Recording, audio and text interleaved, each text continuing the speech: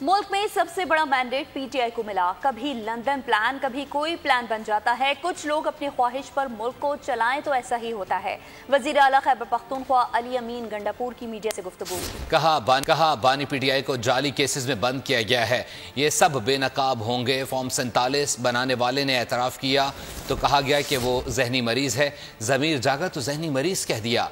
गलत काम के वक्त जहनी मरीज नहीं थे।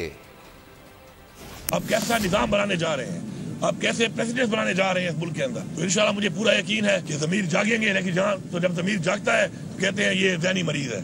ये नया ड्रामा है इस मुल्क में। जब वो फॉर्म 47 पे गलत काम कर रहा था उस वक्त ज़हनी मरीज नहीं था। जब उसने कहा कि मुझसे गलती हुई है, उसने एतराफ़ किया, तो वो एक ज़हनी मरीज बन गया।